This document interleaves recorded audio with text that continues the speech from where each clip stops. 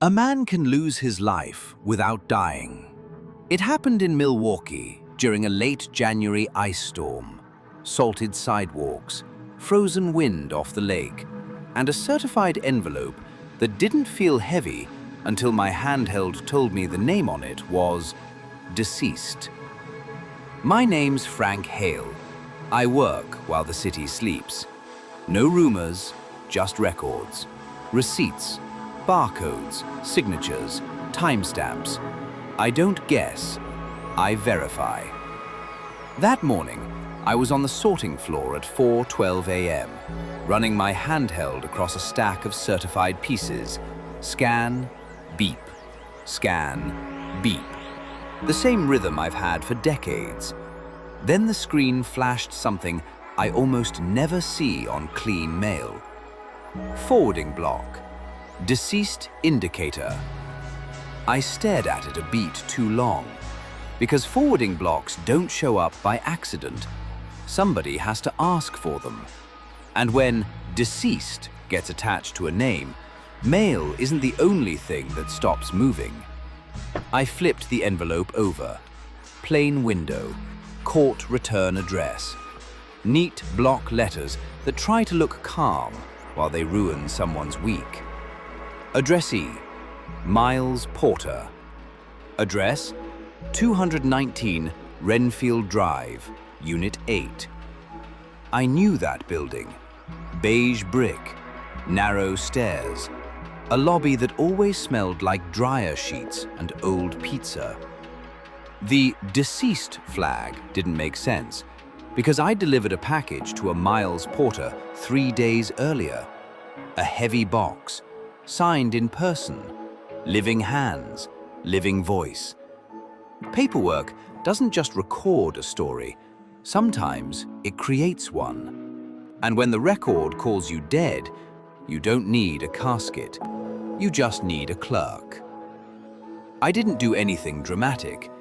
I did what I always do. I opened the route notes. I took a photo of the handheld screen. I captured the exact time. Then I pulled the tray tag and wrote the certified number down on paper.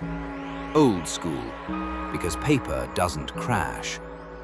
By 5:20 a.m., I was out in the dark, tires crunching over slush. Streetlights had halos from the ice mist. The wind had teeth. Unit 8's hallway was quiet. Someone's TV murmured behind a door. Hallway was quiet. I knocked once, firm, not aggressive. A woman opened the door, like she'd already been awake, but didn't want to be. Early 30s, dark hair pulled into a fast bun, wool socks, a hoodie under a winter coat. She looked tired the way people look when they've been trying to hold a life together with both hands. "Morning," I said. "Certified for Miles Porter." Her eyes sharpened like a blade came out of a drawer. "That's my fiancé," she said, "but he's not home. He's at the station." "Station?" I asked. "Fire station," she said. "He's a paramedic." The deceased flag in my handheld got colder in my pocket. "What's your name?" I asked, because certified mail isn't just mail, it's leverage. "Nina," she said. "Nina Porter. Well, not yet." She caught herself, a small, nervous laugh that didn't land. Not yet. Engaged. Close enough for love, not close enough for paperwork. Certified wasn't restricted delivery. That meant any adult at the address could sign. It's a loophole people don't think about until it breaks something. "I can have you sign as adult at address," I told her, "or I can leave a notice for redelivery." Nina stared at the envelope window like it might bite. "What is it?" she asked. "Who's it from?" "I don't open mail," I said, "but the return address is the county courthouse." Her shoulders tightened. She stepped back like the word courthouse had a radius. "Okay," she said. I'll sign. I handed her the stylus.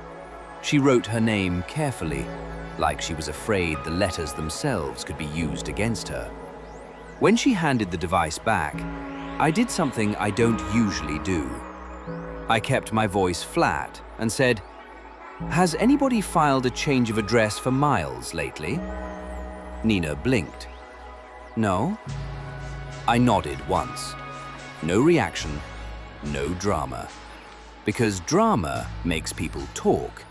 Records make people listen. I walked back down the stairs, and the cold air hit my face like a slap.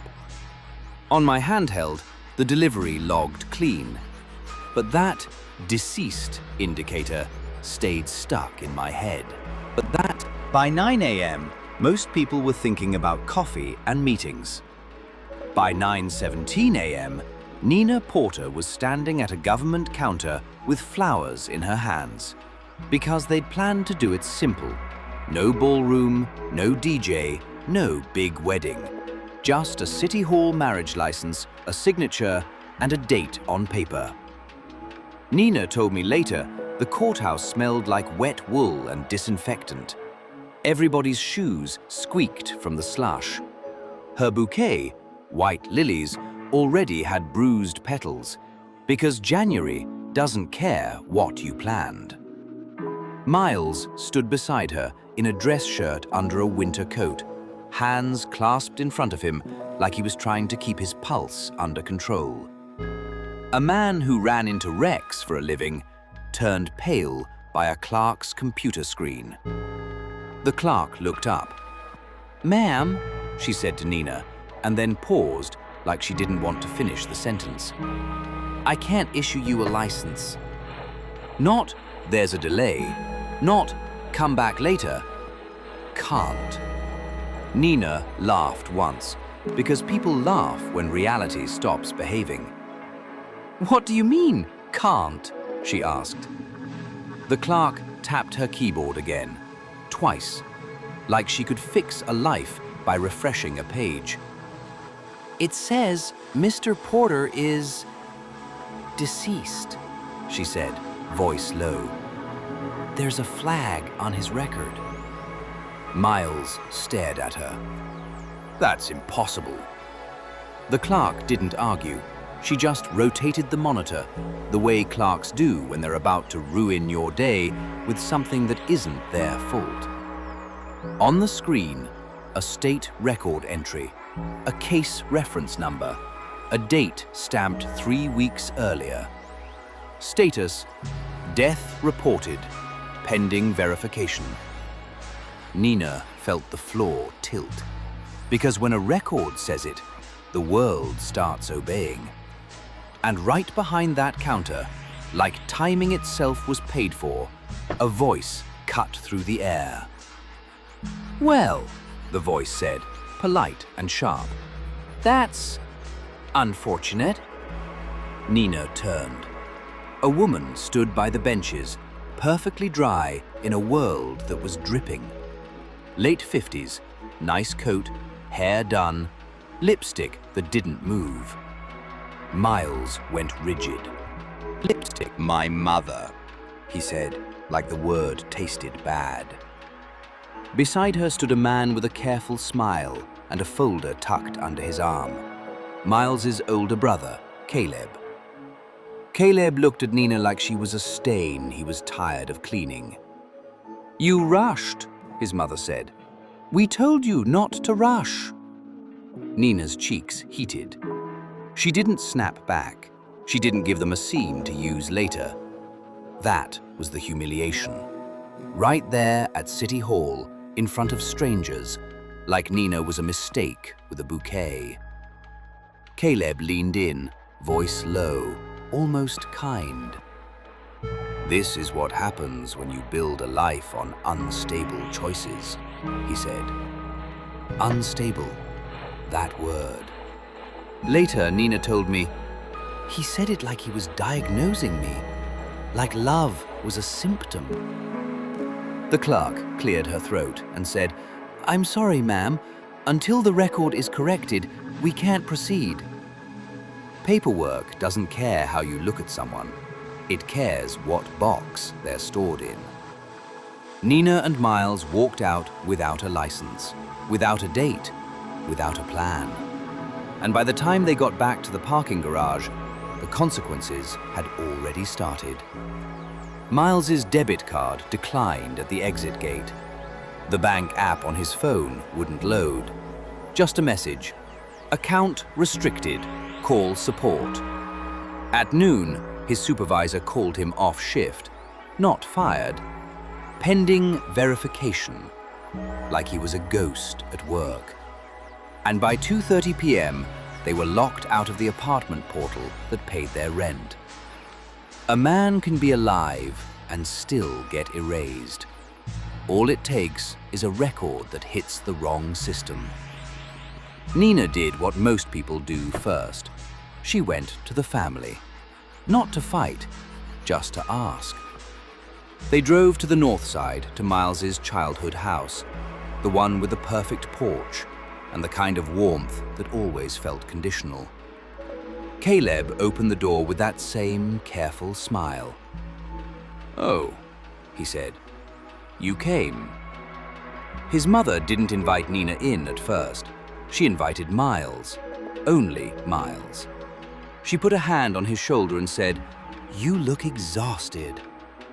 Then she looked at Nina like Nina was weather. "You look exhausted." "You need to step back," she said, voice gentle the way knives can be gentle. "This isn't healthy." Nina waited, quiet, hands folded, no confrontation.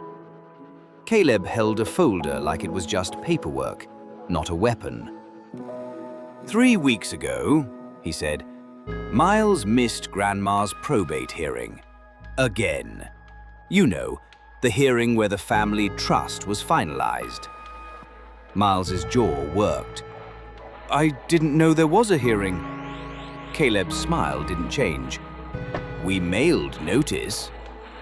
Nina felt it in her stomach, because there are only a few ways families mail notice when they want a paper trail. Certified. Caleb continued, calm as a tax form. "The court required verified contact. We submitted what we had. Mail returned. Phone calls unanswered. You've been unstable, Miles." There was that word again. Miles stared at him. "You reported me dead." Caleb lifted one shoulder. "We filed a welfare concern with an affidavit. The county processed it. It's temporary. It will be corrected once you cooperate." Nina understood something then. This wasn't a mistake. It was leverage. A fake death flag didn't just stop a wedding. It froze a life long enough to force obedience. Nina swallowed. Still no confrontation. "Show me the filing," she said. Caleb's mother laughed softly. "Oh, honey," she said to Nina, "this isn't your business." That was the moment Nina decided to stop asking them for explanations and start building a file. Silence isn't weakness when you're collecting proof. Silence is time you don't give away. At 6:40 p.m., my root phone rang. Unknown number. I answered the way I always answer. "Frank?" Nina's voice came through, tight but controlled. "You delivered certified mail to my apartment this morning," she said, "for Miles Porter." "I did," I said, "and your handheld showed something," she said carefully. "A flag." I didn't confirm personal data. Policy is policy. But I can tell you this, Nina didn't sound like someone chasing a rumor. She sounded like someone building a record. "I can tell you what my scan recorded," I said. "Time, status, tracking history. If you need it, you request it." "How?" she asked. I didn't give legal advice. I gave procedure. "You ask for the delivery record," I said. "You ask for any change of address activity attached to that name and address. You request it in writing. You keep copies. Nina exhaled. Because the county says Miles is dead, she said, and his family says it's temporary. Paperwork loves the word temporary. Temporary is how people justify permanent damage. The next 2 weeks were not cinematic. They were worse. They were fluorescent. Miles sat in government waiting rooms holding ticket numbers like they were identities. He went to the DMV, then the Social Security field office, then the county vital records building that smelled like old paper and floor wax. Every place said the same thing in different words. We can't fix this without documentation.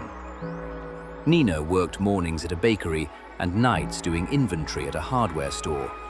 She slept in fragments. She made lists. She printed emails. She kept every receipt. Because the long journey isn't a montage when your life is frozen. It's just exhaustion with a paperclip. One afternoon, Nina came into the post office lobby with a folder thicker than a phone book. She didn't cry. She didn't rage. She stood at the counter and said, "I need a record." The clerk on the retail side tried to send her away. Nina didn't argue. She asked for a supervisor. She asked for a printed tracking history. She asked for the delivery scan. I wasn't supposed to be involved. I wasn't family. I wasn't an attorney. I wasn't a hero. I was a witness with a handheld that kept time. So when the station manager pulled me in and asked, "Frank, did you see anything unusual on that delivery?" I told the truth. "Yes," I said. My device displayed a deceased indicator on the name. I photographed the screen at 4:12 a.m. The certified piece was still delivered, but the screen at signature captured at 5:27 a.m. No drama, just facts. The manager printed the internal delivery log. Timestamp, route ID, scan location coordinates, signature image. And, this is what mattered, the system showed a related event, a deceased forwarding block applied to Miles Porter's name 3 weeks earlier. 3 weeks. Right when Caleb said the affidavit happened. Nina didn't smile. She didn't celebrate. She just clipped the pages into her folder like she was building a spine. "Thank you," she said. That's how you know someone's serious. They don't thank you like you saved them. They thank you like you handed them a tool. The climax didn't happen in a kitchen. It didn't happen in a driveway. It happened where these things always end up, in an official place. A county records hearing room on the 3rd floor, behind a security desk, under buzzing lights. Nina and Miles sat on one side of a long table. Caleb sat on the other in a crisp coat, their mother beside him, hands folded like she was attending church. A county hearing officer, Ms. Devine, opened a file and didn't look at anyone for a full minute. That silence? That's where lives get weighed. Ms. Devine looked up. This record was initiated based on an affidavit of death or presumed death, she said, filed by a family member. Caleb lifted his chin. We were concerned. He disappeared. Ms. Devine raised a hand. I'm not here for your emotions, she said. I'm here for documentation. Nina didn't flinch. That was her language. She slid her packet forward.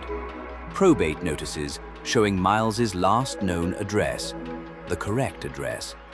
Medical paperwork showing Miles had been working shifts, alive, documented, time-stamped. Employment letters, bank letters, the wedding appointment confirmation. And then, like a nail, she placed the USPS printout on top. Delivery records. Deceased forwarding block applied date. Scan timestamps. Ms. Devine's eyes narrowed. Scan time. This deceased block, she said, tapping the page, was applied before your affidavit was processed. Caleb blinked. That's... Ms. Devine didn't let him finish. It means someone initiated a deceased indicator through a different channel, she said. Not through the county. Caleb's mother's mouth tightened. Ms. Devine looked at Miles. Mr. Porter, she said, you are physically present. Your identity has been verified. That portion is simple. Then she looked directly at Caleb. The problem is why this record was initiated in the first place, she said. Caleb tried to recover, voice smooth. We only wanted him to stop, he said. He was rushing into another marriage. Nina didn't react. Not a single twitch. Because the reveal wasn't going to be emotional. It was going to be factual. Ms. Devine flipped another page, an audit summary from the state system. She read out loud. Record initiated, applicant contact email, applicant phone, date submitted. Caleb's email was on the line. Not family email, his. Caleb's mother inhaled sharply like she'd been slapped in public. Nina finally spoke, calm as a printer. So you didn't worry, she said.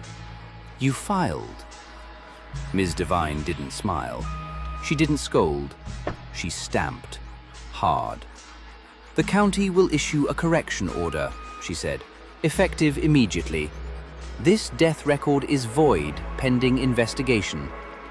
Stamp, order, decision.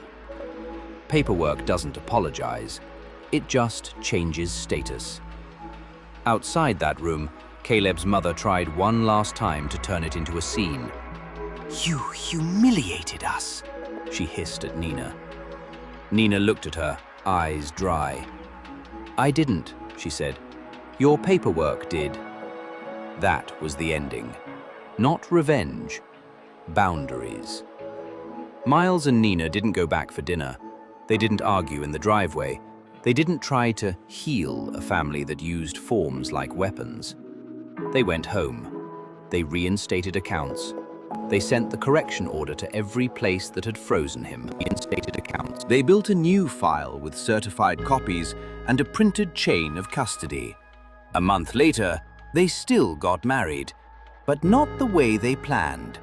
No lilies, no audience, just a small room at City Hall and 2 witnesses who didn't need to be convinced. Because love doesn't need permission. But in this country, your life sometimes does. I went back to my route the next morning. Same streets, same slush, same cold air that makes everything honest. And I kept thinking about one thing. Family betrayal isn't always a scream. Sometimes it's a checkbox. Sometimes it's an email field.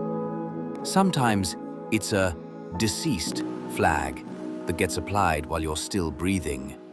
If your partner's family tried to erase you with paperwork, would you confront them first?